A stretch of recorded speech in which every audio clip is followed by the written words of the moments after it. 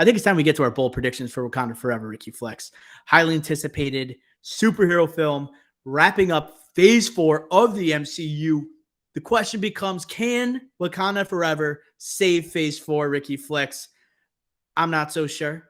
I think it's left a sour taste in many Marvel fans' mouths, but at the same time, right, this has a lot riding on it, right? This is a movie where we are Ryan Coogler and company are paying tribute to Chadwick Boseman after his tragic passing. We don't have the original Black Panther here. We don't have T'Challa here. There was a rewrite of this script, right? Once Chadwick Boseman died, even after the rewrites, there's been so much hype regarding this and a lot of speculation who's going to take up the mantle of Black Panther, if anyone. And we know that's the case after seeing the last couple trailers for this film. I guess, Ricky, before we hop in, just expectations. Like, what do you expect hopping into the theater on Thursday night? I have high expectations for this movie. Very high. At least critically speaking. I think this is going to be completely different, not only in critically scoring or whatever compared to the rest of Phase 4, but also tone and visuals. I expect a lot more and a lot better than we've seen from a Shang-Chi or a Black Widow or a Thor Love and Thunder.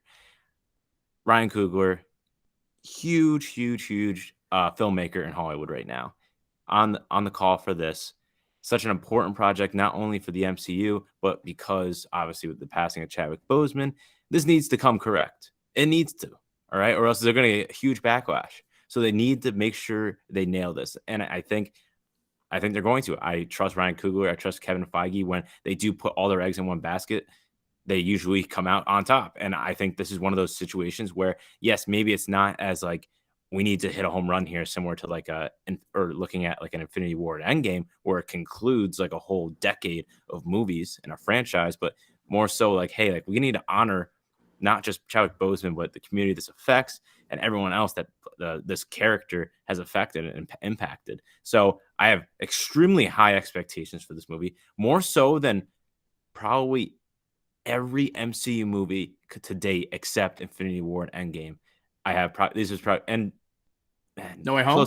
I was going to say No Way Home would be up there as well, but it's in that realm. So the high expectations are there, but to end this rant here, the one thing I think holding it back for me is I think there will be more buzz.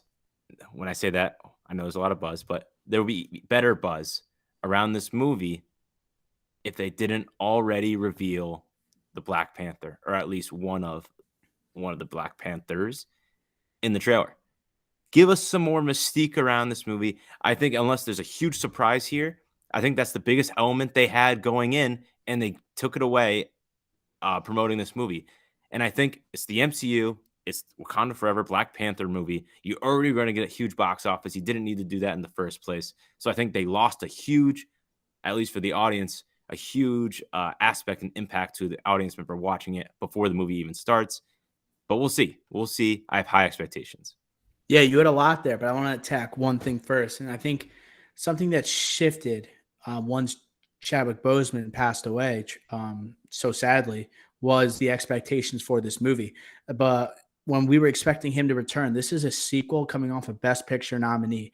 And this had a lot riding on it, especially like when it announced Phase 4, it wasn't really kicking into high gear or anything yet. But I think that now that we've lost Chadwick Boseman, they had to rewrite the script right after he passed away. The movie became more about making sure it was paying tribute in the right way to Chadwick Boseman. And I think that's the right approach. All right. From director Ryan Coogler, we know what like Chadwick Boseman meant to this particular franchise within the MCU. And I agree with you also about Shuri basically being confirmed as one of the next Black Panthers. That might play into our predictions here too. So I don't want to dive in too deep either. But I guess, where do you want to start? Do you want to go first? Do you want me to go first when we dive into these predictions? I'll go first because I think we have to start with this one because it's always been my number one prediction in any of these pods, and it's about related to the box office. Oh yeah, okay, yeah. This is a classic Ricky Flex. Yes. All right, Mr. Business side here. Box office. What do we got? Black Panther. What are the numbers we're working with? All right. Obviously, it's an MCU project. Doctor Strange 2 came in just under a billion. Thor: Love and Thunder came around 800 million, just under that. I think it barely beat the Batman at 760 or something like that million. So I think easily this is going to be both of those. I don't think that's much of a bold prediction if we say that. But I will say Top Gun Maverick made 1.45 billion. I don't think Wakanda Forever beats that. So my first prediction is, if you agree, Top Gun Maverick will still be number one at the box office for the year after Wakanda Forever.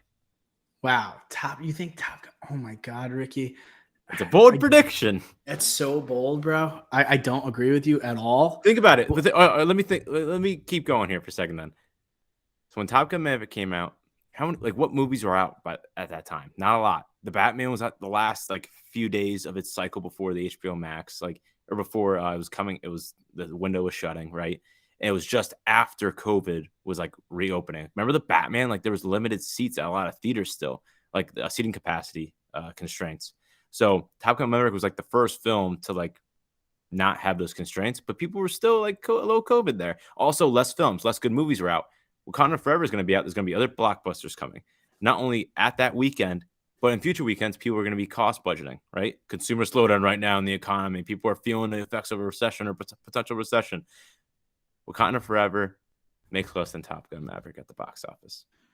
Yeah, no, I hear you. And definitely I'm feeling inflation right now, as I think as the rest of the country.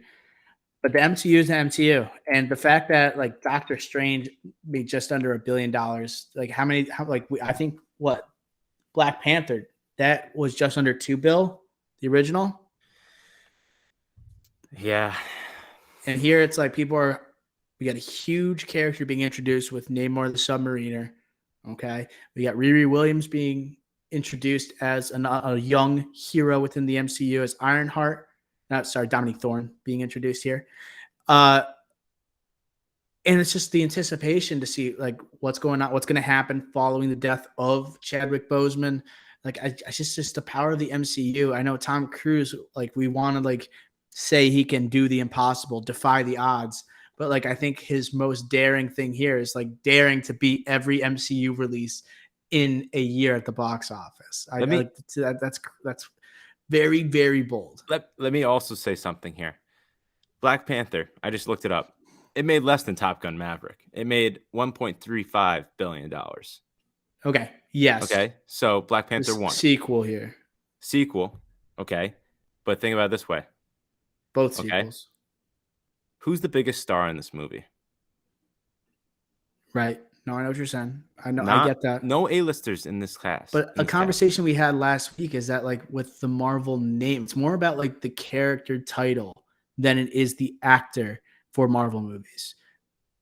It really is. We talked about in the morning. People were introduced to Black Panther in Civil War and liked him there. And then Black Panther came. Everyone was going to see Civil War whether Black Panther was in it or not. Right. But then they saw Black Panther. Oh, I'm going to have to see the Black Panther movie. And Chadwick Boseman. Yeah. Michael B. Jordan. I don't think that it was more about what it meant to the culture. I think this movie's got this means something. This is also paying tribute to someone who meant so much to Black culture throughout the world. I don't agree. They're going to want to pay tribute by going to see this movie. That's why I have such a hard time saying, yes, let's do this. But let's ride with it. This is once again, every time you do these box office predictions, I usually disagree. I think we're 50-50 here. I don't know what the final stats are from your box office predictions, but if you're I'm pretty good. We have only done a few of them, Ricky Flex. Yeah. I think you're at least 2 out of 3. I'll ride with you here, and we do trust in the power of Tom Cruise and the power of cinemas. But I think we might see that in full force with Wakanda Forever, though. Too. We'll see. All right, now I'll throw in a prediction now, and I think it's something that plays into something you said earlier, where they tease who is wearing. They tease Black Panther in the last 2 trailers for this movie, And we make the argument you shouldn't have done that, right? Keep it a surprise to audiences. It seems like it's pretty obvious it's Shuri in the Black Panther suit. But I think Marvel, with their marketing, is a little bit smarter than this. I'm willing to put my money on the line and say that there's going to be more than one person appearing as Black Panther in this movie. I think that's a good prediction because that's kind of like Marvel's trying to do a little misdirection, saying Shuri's going to be Black Panther. All right. We still have the prospects of Nakia potentially putting on the suit. We have the prospects of potentially like Killmonger coming back, maybe teasing a future prediction there. But I'm just confident that we're going to have more than one Black Panther here, because to put that all on Shuri and Letitia Wright, someone who's kind of a controversial figure during the filming of this movie, we see her as like the face of the poster. She's in the middle. She's got the supporting cast alongside her. Like, I get it. She probably is like the Black Panther we'll see if we go to like a Avengers movie, a conglomeration of all these different characters. But I think for what this movie is, it's a lot for just one person to take on. That's why they showed her in the trailer, but we could get more than this. We could, I think we're going to get more than one Black Panther. All makes sense. I personally don't think there'll be more than one in this movie. But I'm fine putting it on there because you went with me on the box office one. It's a trade-off. Yeah, and for the record, again, I do think Lupita Nyong'o's Nakia should be the next one. I don't think it will be. I think it will be Shuri, but Nakia would be my vote. Love her. And yeah, I just think that you got to kind of have one. This is just a sidebar now. I think you kind of only have to have one just based on the the MCU's formula, really. I don't think it's going to be like an Iron Man 3 situation where you got like all of a sudden 10 Black Panthers coming out of nowhere. I think it's like a tag team type situation here. So I think it really is like a tag team. Should we have, not to try to pivot off of this, but I'm a little bit here, conversation about Killmonger. Are we going to have a prediction with him? Because I think if people forget, in Black Panther 1, the original, T'Challa was dead and he came back. He was. Yep. Killmonger. And Michael B. Jordan, we know, hey, he's taken over the Creed mantle here, as in directing, ironically from Ryan Coogler. And he is also Black Superman project involved with that. He's a lot more behind the scenes in other projects, not just acting. Do you see him coming back in this franchise? This doesn't have to be a prediction for this movie, but do you see him ever coming back to this franchise? I had this as a potential prediction that he will be in this movie. He was at the premiere. We probably because he was in the original Black Panther, and he was like friends with Chadwick Boseman, so he's kind of paying tribute by being at the premiere. But you can't. He's like a huge name, and like there's not really huge actors in this movie aside from Tenoch Huerta, and we don't know him from much. As side projects, we talked about Narcos and things like that. But like here, it's that we have Angela Bassett. We got M'Baku, okay, Winston Duke, but like Angela Bassett seems like she's taking up a lot of the screen. Riri Williams, like Dominique Thorne's taking up a lot of the screen. Letitia Wright, like maybe we do need another dude in there, to be honest. And I can see Killmonger, like we're talking about missing a soul of the movie, all right. And what was another big, like I guess, realization from the original Black Panther is how good Michael B. Jordan was, how compelling of a villain he was, and how his character works so much. And like you could see, like obviously with his motivations, you kind of have an understanding of what he was trying to do, and you start to question: was he actually right? Like, was Thanos right? Was Killmonger right? And in a way, like it would be fitting, right, for someone who has family that belongs to Wakanda, he return and do good. Right. I'm not saying he's going to be the king. Maybe he's one of the people wearing like the Black Panther suit at the end. Like I'm predicting there's going to be multiple. I'm just saying I think it's more likely than not actually that he shows up in this movie. All right. I also had Killmonger showing up in this movie, but I didn't confirm if it was going to be a flashback or in real life. I'm all in on. I'm cool with putting a prediction down. Killmonger being in this movie. Eric Killmonger will appear in this movie. That's our third bold prediction for Wakanda Forever. All right. I'm going to go with another one. I think it's going to be more on the safer side because I think we have some pretty bold ones so far. If I'm just speaking the truth here, right? Like very ambitious, not MCU movie not being highest grossing of the year, more than one Black Panther appearing after, right, the preview of Shuri, and then Killmonger coming back. Like we sound like we're off the walls a little bit. We're getting kind of crazy. I kind of like it, but I think we should go to Doctor Doom. So like people are anticipating Doctor Doom might get introduced here. End of Phase 4. Get excited for Phase 5 and 6. There's been rumors of a Doctor Doom project, like really weirdly coming from like Howard Stern, like saying he's going to be a part of this project, being caught on air, I think, saying this. But then there's also been like Fantastic Four. Then we find out like Doctor Doom's not going to appear in Fantastic Four as the main villain, according to many rumors. I don't know if it has been confirmed yet, but I think those are very strong rumors. I wouldn't be surprised based on what the MCU has done with Spider-Man and how they like wanted to introduce new villains there. It makes people think like, hey, maybe he's going to show up in this type of movie. You got two warring sides, okay, with Namor, and you got like obviously with Wakanda and everything. And I'm sorry if I don't have Namor's where he's from, right? Whatever country he's from. I don't have that on the top of my head. But like you might talk about another world, like another country, coming into the fray. Latveria, who's the leader of Latveria, Victor Von Doom. You could see him somehow being tied in here. People are talking about potential post-credit here.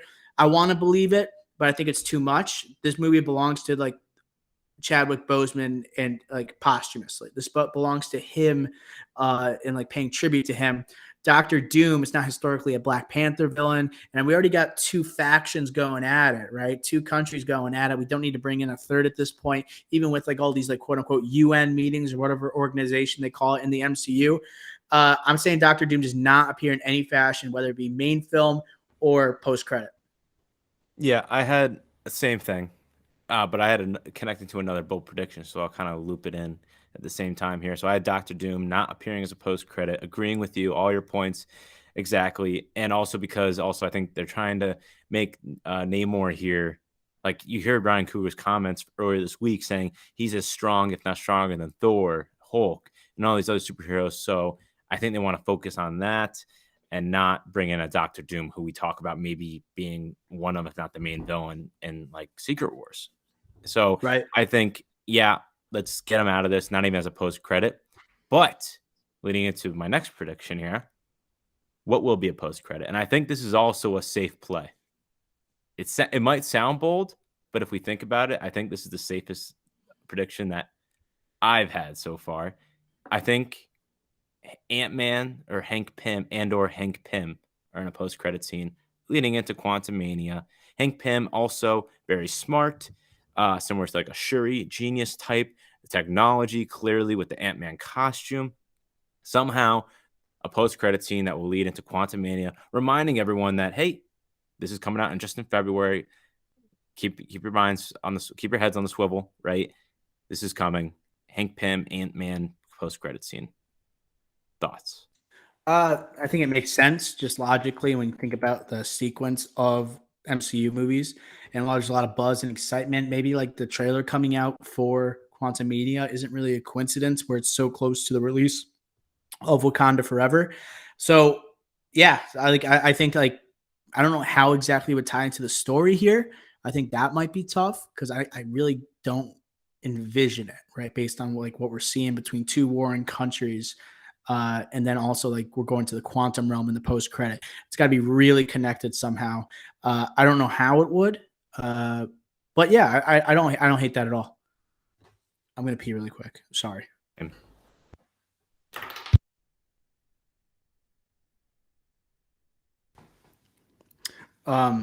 Before we go on to the next prediction, we just had to take a pee break real quick. Sorry for the listeners, but Ricky Flex, I actually don't like this prediction the more I think about it. Okay, so then what are you thinking here? We got to have a post-credit scene. Ironheart. Yeah, but she's in the movie. Yeah, so it's going to – but that's why I'm saying it's going to be a post-credit scene. It's going to be the intro to the show. Even though the movie is a part of that, it's going to say like, okay, what's happening next? Maybe her returning to the United States, her returning to Chicago, and then leading into maybe we could get like a Red Hood – or not Red Hood, the Hood, played by Anthony Ramos, is going to be the villain in that show. Yeah, something like that. Maybe Mephisto is also like rumored to be played by Sacha Baron Cohen in Ironheart. Maybe we get like a villainous tease for Riri Williams instead, because there's going to be two post credit scenes. I bet one's going to be like a huge tribute to Chadwick Boseman. I think that's just going to happen. It should happen. But I think the other one's going to somehow be tied to what we're seeing rather than to like the next movie, because I don't really see a tight connection between Quantumania and this movie. Yeah, I don't see the tightest connection here, but somehow they'll make it happen. That's why I said Hank Pym, genius, technology, innovator type. But yeah, I'm fine with that. I just think that's even safer. But I'm fine with that. Why don't we like put those next to each other and we're going to decide at the end which one we think? Because I think yours is more likely, so we could just go with yours if you want. You like it? Yeah. It's just I don't know. She's in the movie. I don't know. I was there's a fly going around. Let's just do it. This Ironheart villain. Ironheart villain. Ironheart. Yeah. Okay. We'll get the villain of Ironheart teased. I think that's kind of bold, right? It's rather than just saying Riri Williams is going to be in a post-credit scene. It's like we'll get the villain of Ironheart in the post-credit. All right. Next one. I think I'm going to go to actually outside the movie, more of like the results of this movie. And we talked about the expectations earlier. I don't think this movie is going to be nominated for Best Picture. The original Black Panther was nominated for Best Picture, as famously / infamously. A lot of people had like mixed thoughts on it being nominated for Best Picture. It won a couple different Oscars for more technical awards and visuals and for costume design. But I think we talked about it earlier. This movie, the expectations changed once Chadwick Boseman passed away. It wasn't going for maybe that Best Actor. That Best Movie nomination, Best Picture nomination like it had initially. But instead, how are we going to make this movie a fitting tribute to Chadwick Boseman? That might cost some of the story of this movie. All right. Maybe, I don't know if it's going to drag a little bit as a result. Who knows? But I think that is now the priority more so than following up a Best Picture. And I know Kevin Feige has talked about how this is more showing to the fans how much the fans appreciated Boseman, and making sure that I don't know. I just feel like it's not going to be going for that repeat almost, but instead just giving Boseman what he deserves. Yeah, I think so far in 2022 we've had a pretty weak movie year critically. So far, I think this is really a back end loaded year for Oscar season, and we mentioned before on the pod. Oscar season came kind of late. I think a lot of movies like in September that were supposed to be Oscar, at the beginning of Oscar season, just didn't live up to the hype at all. I'm looking at you, Blonde, Don't Worry, Darling, others. And I think this is just a really back-end loaded year. So people that are saying right now that, oh, Wakanda Forever, like that's looking like a Best Picture, like I agree with you. All the points you laid out, and Kevin Feige's comments were like going to be my main argument here because I had the same one, but I wasn't even going to say it because I thought it was kind of maybe too easy. So I was thinking, oh, what if I did another one related to Top Gun Maverick? Like, I'm not going to say Top Gun Maverick's going to be nominated, but I do think it has better odds to be nominated than this for Best Picture. I was like, oh, Rotten Tomato score. I'll do a Rotten Tomato score prediction. Less than Top Gun Maverick. Do you know what Top Gun Maverick has at Rotten Tomatoes? Like a 96. As a 96%. So I was thinking, does this hit the 90s? Wow. So is that the next prediction? That's the next one. I think we should talk this through. The first Black Panther is what? Did you say 98? I'll check. I think it's around the same thing as Top Gun Maverick. My guess would be 97%. Ricky Flick's looking it up right now. He's typing. And the answer is 96. 96 as well. I don't think it's going to outperform this one. Although, I don't know. Because, like, in our opinion, I know we both think this. Infinity War is better than Endgame.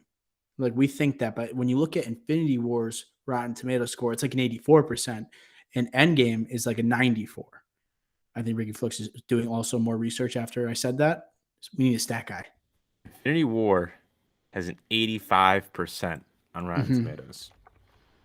I think Endgame has like a 94. Has a 94. Okay. So, I don't know. So maybe it could be also like the expectations I think might be altering for critics too. They're not looking at it as like a follow up to a Best Picture nominee or even just a great MCU film, but it's also like Chadwick Boseman factors in here and how the story revolves around um, this. I guess how this story continues this world. I don't know. I don't see a world where this movie is getting near 100% of Rotten Tomatoes.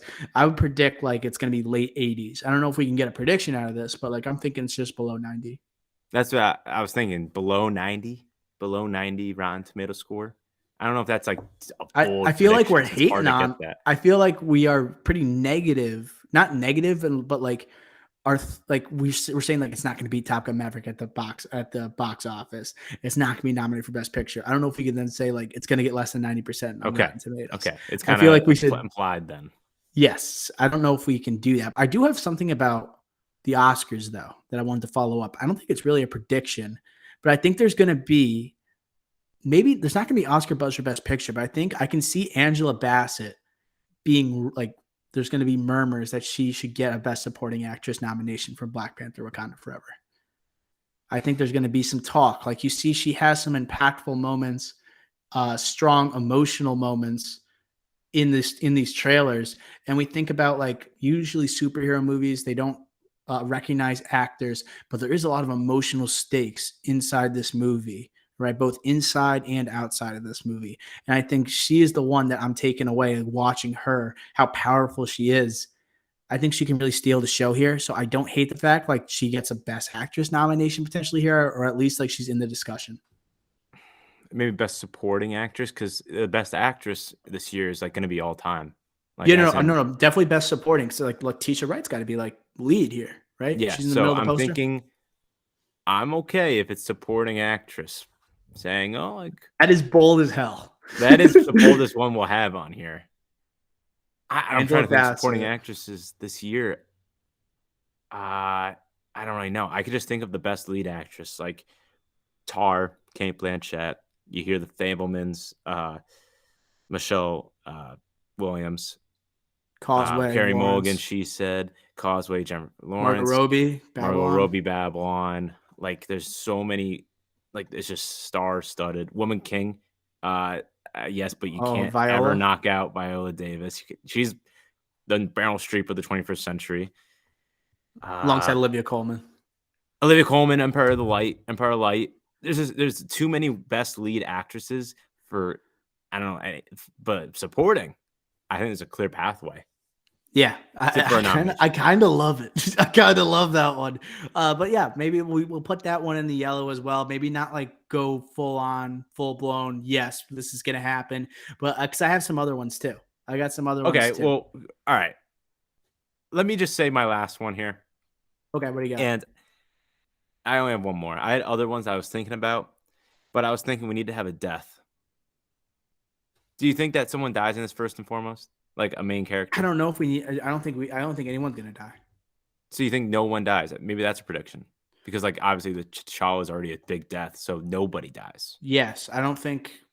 If anyone, maybe Angela Bassett, and I think that would increase like her odds actually to win a Best Supporting Actress. But I'm gonna say I don't think anyone's gonna die just because of like the death is just looming over this entire movie anyway. So I'm okay with that.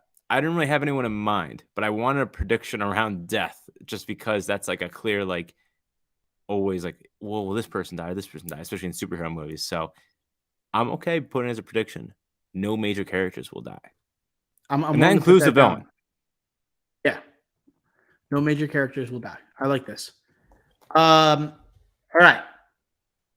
I do have another one. This one's crazy. I'm going to save this for the end because I don't think we can keep it. But Namor going to get his own spinoff in Phase 6. There's a lot of like spots that are open in Phase 6. Only movies confirmed: Kang Dynasty, Secret Wars, Fantastic Four, and I think Deadpool is in Phase 6. Am I right about that, or is that Phase 5? So many things have been pushed. I can't keep track based on year anymore, so I don't know. Either way, not many Phase 6 movies are filled in there. You got to assume like Spider-Man 4 is going to be in Phase 6 somewhere. Maybe in Phase 5, because I know they got to keep making those Spider-Man movies with that Sony type of deal that's going on. But I think Namor is going to get his own project. There's a lot of hype around Tenaquerta in this role. He's the anti-hero that Dwayne Johnson wishes Black Adam was, right? So I think I'm really excited to see him in this movie. I think audiences are going to take away like this from by saying like Namor is the real deal and they want to see more Namor. I think the MCU is pretty responsive to its fans. I think he gets his own project, his own movie, not a series. He gets his own movie in Phase 6. One movie is just like for a villain, Anti-hero. anti-hero. I don't know. I think it would have to be past that. I don't know. Past. This is I Phase 4, I don't love Phase it, to 6. be honest. 2 phases later. Like there's so many superheroes that need to get their own movies, let alone Because Namor. phase 6 is like 2025, 2026. It's 2022 right now. You don't think Namor's going to get his own movie in like 2026? Like why? Like I'm just Why? thinking like Spider-Man, like Hulk. Like we have so many other Well, heroes that are getting movies, but and this is like a hero. First of all, it's like justified if this level of a hero or anti-hero character gets a movie compared to like Shang-Chi getting his own movie. Like this won't Ten be a TV Rings. this won't be a TV show. Like this like Namor is too big for a TV show. He is the first mutant. Like we've been waiting for Namor in the MCU for so long, and in an age where we're seeing Marvel projects with C-list heroes, movies given to C-list heroes. You got to think when you get like a B hero, most likely he's going to get his own movie, especially with like the original Avengers like dwindling down. They kind of want to make Namor, I guess, one of the focal points of the MCU. I think eventually. You really think so, huh? Yeah, Maybe that's why he wasn't in Doctor Strange 2 or yeah, into the it wasn't in the Illuminati like he yeah. traditionally is in the comics. I'm fine. We just won't know for years. I I Yeah, I don't. It's tough because Marvel plans so early in advance, and there's a couple things that haven't been like they have the open slots is like when you see the timeline, that you see that image that Marvel released. There's like the upcoming project, and one of them is clearly Deadpool, and then another one's going to be the Hulk movie that they confirmed. So it's like like the two slots that were open are there, and that's until 2026. So it's just like it's literally like I'm thinking like if we're seeing this, it's going to be end of the decade, and we're only in 2022. yeah. I'm just saying, like he's a big enough hero. I think like there's going to be such a reception to him. People are going to be like, I want no more Namor, and I want it now. That's like kind of my take on He it. does look sick. Like that in the trailer, he looks amazing. Yeah, the wings on the feet I think are really cool. He looks like a badass Peter Pan. I think I've talked about it before on this podcast. Uh, I think we've had 9 predictions altogether here. Do you have any more? I have a couple more left if you don't have any. I had a couple other things, but I don't even want to say them. I got one here that I think is a safe bet, but then I got one here that's wild. Okay. I'm going to say both, and we're going to choose which one to do. One of them you're going to hate. Okay. And then afterwards, I'll say like honorable mention. Yes. Oh, no, we can finalize the list afterwards. We're going to go over the final list, but I get both related to Ironheart. So safe one first. Okay, let's get that one out of the way. I think she has family history in Wakanda. We see that Riri Williams is recruited. We see the Dora Milaje going to Chicago, Okoye going to Chicago to pick up Riri Williams, to basically kidnap her. We don't, for reasons we're not really sure of yet. But it makes me think, why are they taking this particular person? We've seen with Killmonger how there are people that like belong to Wakanda, family that belongs to Wakanda, that are outside of Wakanda. And I think she's going to be yet another example of this. And maybe she's going to be looked at as like an opportunity they have. Like maybe they saw like Killmonger, how they failed him. They're looking at Riri Williams as like someone that they can claim it, like, and they can say they can help her create a better life for her. And then they obviously see how talented she is. She goes to MIT, where Robert Downey Jr. went. Okay, or not, excuse me, where Tony Stark went. Yeah, Robert Downey Jr. I don't know. He probably went to like Juilliard or something like that. But I think that she has family history in Wakanda. So that's my first one. I think it's pretty safe. What's the other one? Okay. I don't know. I'm guessing. or this is like the weakest prediction. We're gonna see some capacity of Robert Downey Jr. With Riri Williams. Maybe he's like speaking at MIT. Maybe he talks to Riri Williams at some point. She plays Ironheart. I'm not sure if their Ironheart's relationship to Iron Man in the comics, other than like their suits are fairly similar and they're the same color. But maybe we get like a situation where she's watching as he's making a commencement speech, or it's where she has a one-on-one with RDJ. Or it could be a moment where we've seen de-aging used on Tony Stark in the MCU before. Maybe it's something that happened maybe a decade ago. Maybe when she was like a kid talking to Robert Downey Jr. I just think this movie wants to add a little juice, provide a little excitement. It gave away like that Black Panther is going to be appearing in this movie in some capacity. You want to add another like crowd-pleasing moment, like Kevin Feige's talking about this fanfare. Imagine if we have like a de-age Robert Downey Jr. talking to a young Riri Williams, or maybe someone she's trying to get into school. Maybe this is happening prior to the blip and things like that. And he's there, I guess, mentoring her for at least a scene. I know we've seen the mentor with Peter Parker here. I'm just trying to make connections with her school, her character, and trying to generate excitement. I did think of this too, but I think it goes back to your point with Doctor Doom. It's like that's such a big character, and that kind of takes away from the whole point of this movie, which is like to honor Chadwick Boseman. I think that would be the talking point on Twitter.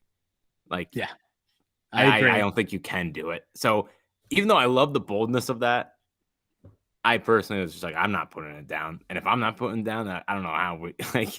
I think it was too bold. I'm usually the more conservative one for sure, but that one was on my mind. I'm just like it kind of like I have some trepidation putting that out there like that, just saying it like that. Like it was I don't know. It's a lot. It's a lot. By the way, I'm just looking up movies this year that are coming out. I'm loving this Angela Bassett one. Yeah, I think. I want to throw money on it. That's how much I love it. Yeah, what are the odds? What are we plus 1,000? I don't know. Just for a nomination. Like I'm like all in to throw money on it. Like I don't. There's some clear like amazing actresses here, but yeah, I'm not seeing any odds yet. That's no. No odds yet. Yeah, it's early. But no, I will say like. I'm loving this. Like, Woman Talking is a movie that's coming out in December that has like Frances McDormand, Jessie Buckley, Claire Foy, who are all like getting Oscar talk. Two of them are going to get nominated, probably. Yeah, and like you have She Said with Carey Mulligan, who people are saying that she might go supporting, but we'll see. And then you have other movies like Tar, the Cate Blanchett, the person that is next to her, and then a couple other movies, but like nothing like solidified really. There's nothing really solidified, so I am loving this take. We're going to clip that one for sure. Ricky, that's 10 right there. But you said you had a bonus one. Maybe we can sneak it in here, do a little trade-off. But I think 10 is always a great number for us. I just wanted to bring this up. It's similar to the Hank Pym Ant-Man conversation. And I think that Captain America clearly has a close, like in the comics at least, close connection with Black Panther.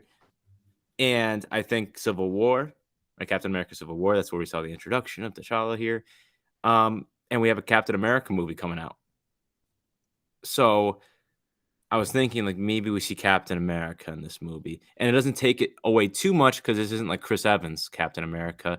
Not to diminish the new Captain America, but I'm saying like this isn't like a return of Chris Evans, return of Robert Downey Jr. This would just be another supporting character, similar to like an Ironheart TV Disney Plus show, right? I don't want it as a prediction, but I was saying like that's like one where I could see actually happening. That's a big cameo that like would be a surprise, but would that be the talk of Twitter? No. So I don't think it would happen, but I was thinking about that one as potentially one to put down here. So I don't hate that. The only thing is like when you have Ironheart already fighting here, someone that's flying through the air, and like Captain America, you're making this less about Wakanda, and I wish I could pronounce whatever country that Namor's from. I think actually what is more likely is instead that Rhodey shows up, but not as a hero. He's not wearing the War Machine like costume or like the suit, excuse me. Costume, that's disrespectful. But like when they have like those UN type of meetings, that's just like something where I'm like, oh, Rhodey's gonna show up. Like that's just like his vibe. He loves showing up at like one of those like those political like debates that are happening or negotiations. It seems like he Yeah. always shows up there. I can see that he did it, but also like he's just the king of like cameos like in the MCU.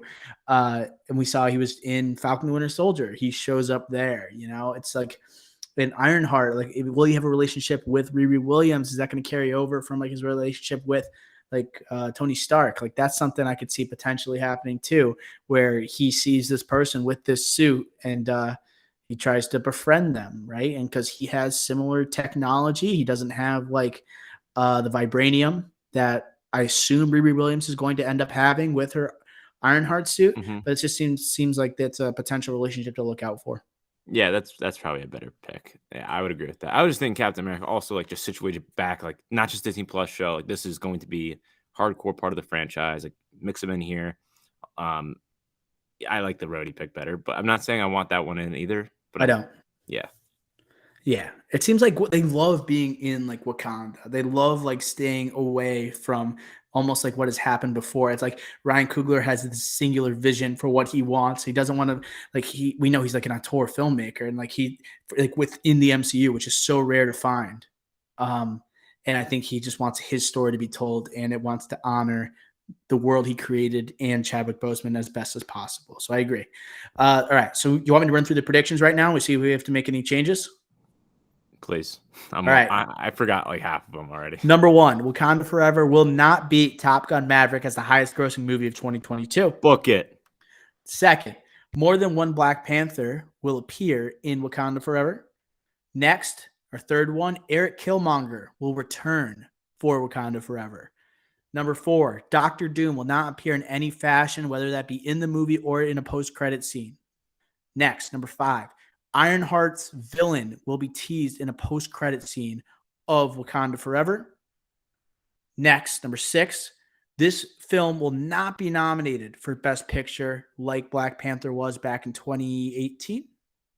2019? No, it was 2018. 18, right?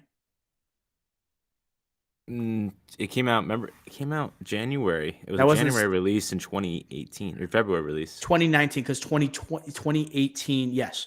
2018 release, 2019 Oscars. Just I get confused because 2019 was such an unbelievable year at the movies. That's 2020 Right. Oscars. Right. Next, Angela Bassett is going to be nominated for Best Supporting Actress from this movie. Next, no major characters will end up dying in this movie, whether that be heroes or villains. Number 9, Namor will get his own movie in Phase 6 of the MCU.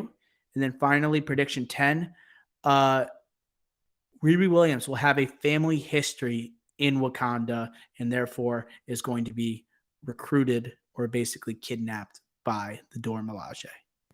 Kidnapped is a stretch. Well, did you see that clip that they put out? I did, but she'll come around and she'll go on her own. Okay. All right. Yeah. I think so too, especially judging by like the daps that she has with Letitia Wright, Shuri. All right. That's the 10 right there. I kind of love those. The only one I'm a little bit skeptical of is the Ironheart villain being teased in the post-credit. Yeah, and I'm also a little nervous with Namor still, but those are the two I think are like the eh. Yeah, maybe. Do we go back to the Quantumanian thing? No, I think we have the most likely one, or like the one that I'm comfortable putting on there the most. Okay, we could go back to the Rotten Tomato one where it's going to be too similar to the others. You were right. All right, and I like the one that's more story based and it's about the actual characters rather than like what we think people are going to say about the movie. So I like that. All right, those are your 10 bold predictions for Black Panther: Wakanda Forever, and that's going to do it for episode 166 of the Drive-In Podcast. Make sure that you guys go see Wakanda Forever this week.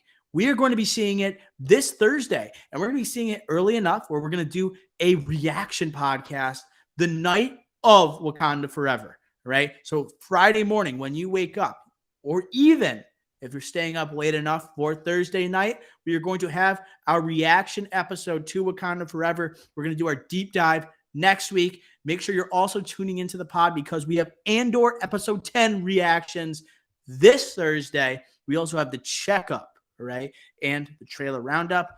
Probably going to talk a little bit of Glass Onion. Okay. New trailer just dropped today. Make sure if you're watching on YouTube right now, make sure you hit that like and subscribe button. If you comment, we'll comment back because we're nice folks. If you are listening on a podcast platform, make sure that you are following us. Make sure you rate us 5 stars and leave a review. If you leave a review, we'll make sure to read it on the podcast. Make sure you're also following us on our social channels on Twitter and Instagram at the Drive-In Pod. All right. Ricky Flicks, Dr. O. Until next time. Oh, sorry. For Ricky Flicks and Dr. O, until next time, we will smell ya.